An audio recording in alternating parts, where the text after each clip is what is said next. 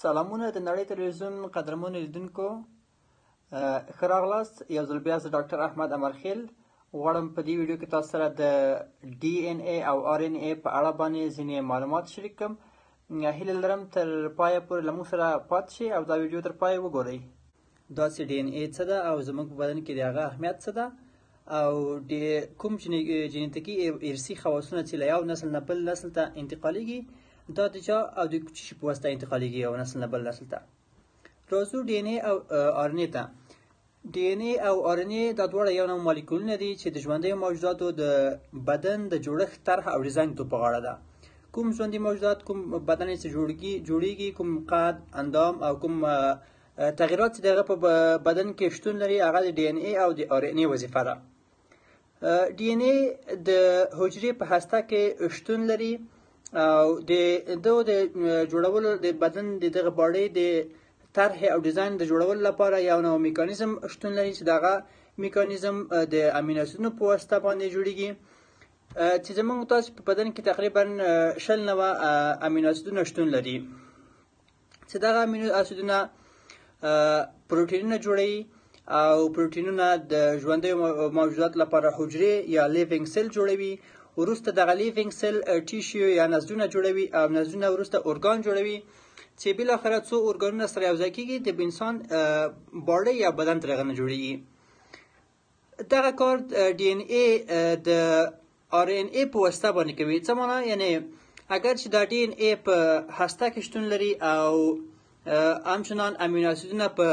سایتوپلازم کې شتون لري، نو د دې د رابطې جوړولو لپاره د ډي ان اے نه یو نوع کاپي اخیستل کیږي. له ډي ان اے نه یو نوع کاپي اخیستل کیږي چې دغه کاپي د آر ان اے په نامه باندې یادیږي او دغه آر ان اے راځي وروسته له سایتوپلازم ته داخلیږي او سایتوپلازم کې له رایبوزوم سره یوځای کیږي او د رایبوزوم په واسطه باندې له دونه د تار په شکل باندې حلقه ترې جوړیږي چې دغه رایبوزومونه د پروتین د جوړولو د ماشین په نامه هم چنان یادیږي. یعنی همدغه کوم د پروتیني رشتې چې جوړیږي دغه د رایبوزوم په واسطه باندې جوړیږي او رایبوزوم ته د پروتین جوړولو ماشین هم چنان وایو. دغه ډي ان اے ته د ژوند سرچینه هم چنان ویل کیږي. یعنی ټول موجودات د ټولو موجوداتو جوړښت له څلورو کوډونو څخه شوی دی، لکه څنګه چې کمپیوټر کوډونه لري دغسې د انسان جوړښت هم چنان کوډونه لري چې دغه څلور کوډونه د ادنین، تایمین او ګوانین او سیتوزین په نامه باندې یادیږي، چې دغه څلور نوع کوډونه دي چې د انسان ټول معلومات په ده کې شتون لري او د انسان په اړه باندې ټول معلومات په ده کې ځای په ځای شوي دي. دا چې د انسان بدن له میلیاردونو حجرو څخه جوړ شوی دی او دا ټول د یوې حجرې د یوې فابریکې په حیث باندې د انسان په بدن کې دا فعالیت کوي. نو د انسان په بدن کې ټول فعالیتونه چې په مخ وړل کیږي او ټول فعالیتونه چې کوم هدایت اخیستل کیږي هغه د همدغه جینیتیکي مواد یا د ډي ان اے په واسطه باندې سرته رسیږي او د نوي حجرو جوړښت همچنان له یوه نسل نه نور نسلونو ته د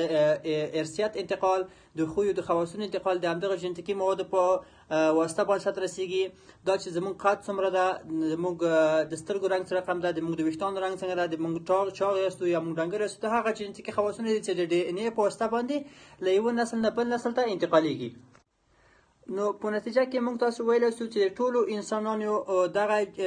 جینیتیکي خواصونه یا دغه ډي ان اے یو شانته دي، صرف 9% سره یو شانته دي. په 1% کې دغه تغیرات چې موږ تاسو بدن یې لري، موږ رنګ د سترګو لري، موږ باډۍ لري، موږ ویښتان لري، موږ قد لري، صرف دغه 1% کې دغه تغیرات موږ تاسو په وجود کې شتون لري.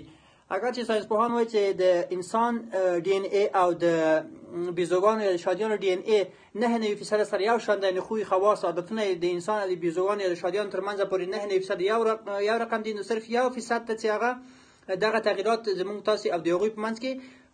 راوړي دي او د انسان او همچنان د موږک د ډي ان اے تر منځه پورې واټن 8% دی، یعنې 2% سره یو شان دی، 8% سره فرق لري. دا چې نن په دنیا کې ځینې واکسینونه په بیزوګانو او په موږکانو باندې سرته رسیږي، دا په دې معنا چې د انسان جوړښت او د بیزو یا د موږک د بدن جوړښت ډي ان اے سره ډېر شباهت لري، صرف په یو یا څو فیصده کې دي دغه چې انسانان سره فرق لري، خوی، خواص، عادات، شکل او رسم و رواجونه سره فرق لري، په ډېر اندکې فیصدي باندې سره یو له بل سره فرق لري.